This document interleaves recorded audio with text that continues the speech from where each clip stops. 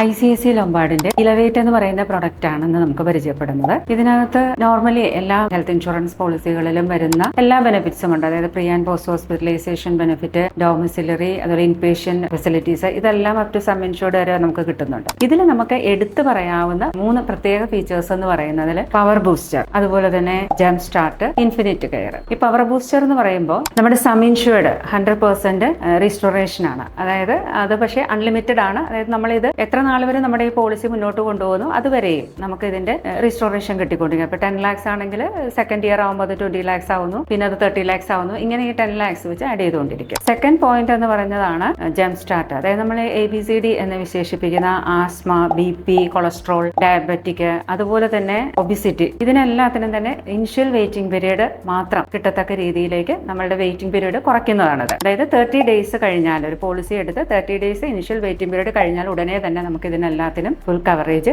കിട്ടുന്നു. പിന്നീടുള്ളതാണെന്ന് infinite care എന്ന് പറയുന്നത്. ഇതിന്റെ ഏറ്റവും വലിയൊരു പ്രത്യേകത എന്ന് പറഞ്ഞാൽ ഇത് ലൈഫിലെ ഒറ്റ പ്രാവശ്യം മാത്രമേ നമുക്കിത് യൂസ് ചെയ്യാൻ പറ്റുള്ളൂ എന്നുള്ളതാണ്. പക്ഷെ നമ്മുടെ സം ഇൻഷുർഡിനേക്കാൾ കൂടുതൽ എത്ര എമൗണ്ട് വന്നാലും അത് മുഴുവനായിട്ടും നമുക്ക് കവറേജ് കിട്ടുന്നു. ഈ 3 എണ്ണമാണ് നമുക്ക് ICICI എലവേറ്റിൽ നമുക്ക് എടുത്തു പറയുന്ന ബെനിഫിറ്റ്സ് എന്ന് പറയുന്നത്.